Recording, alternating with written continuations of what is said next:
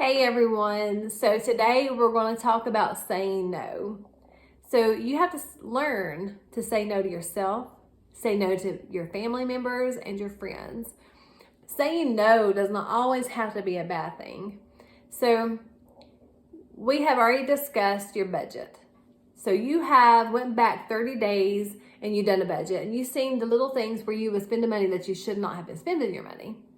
So in that budget, you realize that you had $1,000 extra every month.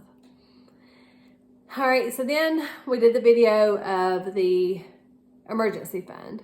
So let's say that you have that emergency fund. Now what?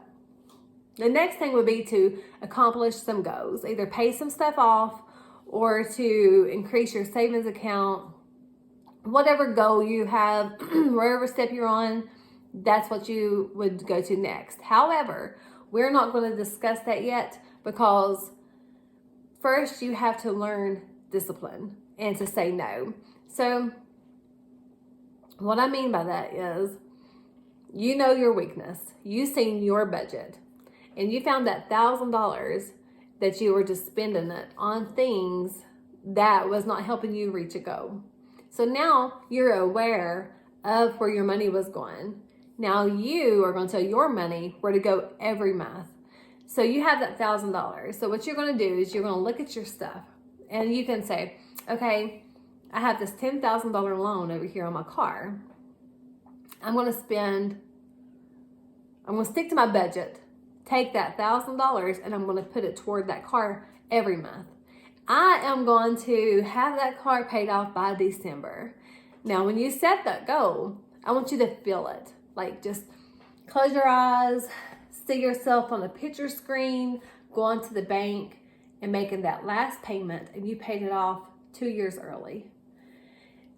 Don't you think you'd be excited about that? Don't you think you'd be like so happy calling your parents and your family and friends, hey, I just paid off the car. You know, it would feel so good to be able to share that with somebody and to even just to get to feel it yourself. So when you're setting goals, feel it. Because if you can feel and think you can do something, you're more likely to accomplish it. So that's what you're going to do. All right, so now we have a goal and we have a plan. The goal is to pay off the car. The plan is to take the $1,000 extra, put it toward the car every month. So what happens? Well, a little bit here, a little bit there. Swap the card here, swap the card there, it's gone. Because you didn't say no.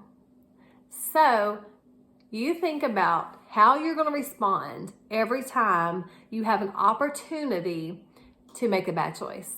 Because that's what it is. It's an opportunity to get you off track from reaching your goal. But we're not going to take the opportunity. We're going to choose to self-discipline and say no. So you all know that everything was eating out. Randall would say, if I'm going to work, I'm going to eat out when I want, what I want, and buy what I want when I want. Well, that will lead you into a mess. So what you're going to do is you're going to look and see where your weakness is, where your family is struggling, where you're spending your money, and you're going to come up with a plan. So for us, it was eating out. So what we're going to do is we're going to say, okay, every Sunday we ate out.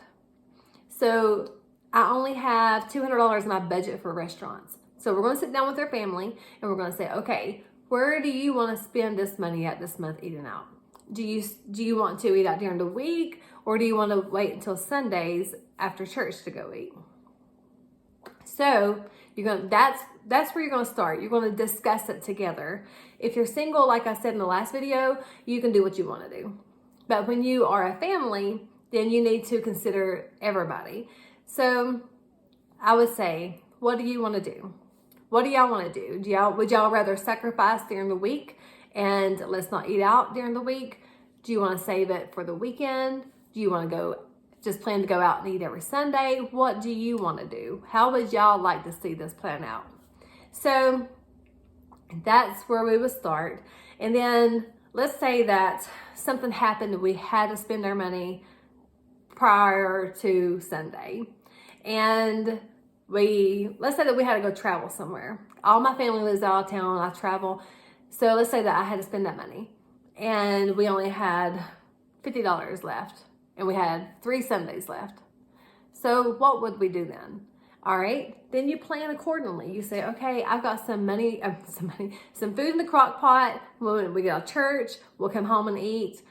Or you can say, hey, how about we pack our lunch and we go down to the Oxbow and we eat after church. We'll eat and then we'll walk and then just enjoy the lake. There are so many things you can do. And let's say that you have a friend that says, hey, y'all come out and eat with us. We're going to go get some Japanese. You're going to be like, well, I'm sorry, but I can't this time. But on your way back, why don't y'all stop by the house and I'll have a peach cobbler might eat or something, and we'll play some cornhole. There's lots of ways that you can say no, but still get to enjoy doing things with people and getting to enjoy your fellowship. You know, we love being around people. We love people. So it's hard to say no, especially when you want to go do something so bad. And we've had to say no so many times. And, you know, if sometimes you don't want to tell somebody what you're doing because they can be critical of it. And most of the time they are. So if you tell somebody that you're on a budget and that you can't go eat out because your budget is only $200 and they have debt and they are not setting no goals, they're going to say things that's going to hurt your feelings. Do not take it personal though. Don't take it personal because they really don't mean it towards you. It's just that you're trying to do something different than they are and they don't see the big picture. And our feelings have been hurt so many times, but at the end of the day, whenever I'm making extra payments on Friday to accomplish goals, that always outweighed the hurt and the comments that people said. So there is joy in getting out of debt. And if you're lucky, you'll have some friends who will be supportive of you. One time a group of us got together and we spent like $73 and I think it was like 21 cents. And we got stuff to make Japanese food. Like we had it all. We had the yum yum sauce, the rice, the zucchini, onions, chicken, steak. We had it all. And it was so good. And we had dessert. And it was $73 to feed 16 of us. And we had leftovers. Lots of leftovers that we sent out the door with people. So we've done it several times. And, you know, the thing is that doing those things, you have so much more fun. And those are your memories. You know, we've went out and ate so many times and you went out and ate, you enjoyed it. Yes, you enjoyed it and you enjoyed the fellowship. But I will promise you the things that you do together, cooking those meals together, is so much more memorable because there's always so much more that can happen that you just remember that you would not get to, you know, experience if you were eating at a restaurant. Now, I'm not saying to not eat out because we do. We love it. We enjoy eating out. But you have to pick and choose how much and when. And come up with a plan, an alternative whenever someone asks you to do something. Now, let's say that you are a spender, a big money spender, that the things that you want are not the little foxes, but it's the big things. So, and you're always on Marketplace looking. You're always looking for the next thing to buy. And that's a habit. It is a habit that you have to stop. You don't have to have the next best thing. You don't have to have a bigger wagon. You don't have to have a better truck. You don't have to have those things. But what you should be after is peace. And to have peace, I mean, financial problems is the number one reason for divorce, is that people cannot get along because of financial burden. Financial burden causes people to commit suicide. There is so many things. I can sit here and go on and on about the things I have seen and the people that I have helped to get out of debt. It's just crazy. And we don't realize that it is truly our behavior that puts us in these situations. And if we would just take 1 month and say, hey, I'm not going to spend any money extra. I'm going to stick to that budget. I'm going to take that $1,000. I'm going to put it toward that. That gives you so much joy. When you can see that you did something and that you sacrificed a little bit of pleasure over here for a big pleasure, it's just so much more exciting. And to get to go and put money into a savings account and to think that you could never save before, let's just say that you're one of those people who's never saved a penny and you're always living paycheck to paycheck.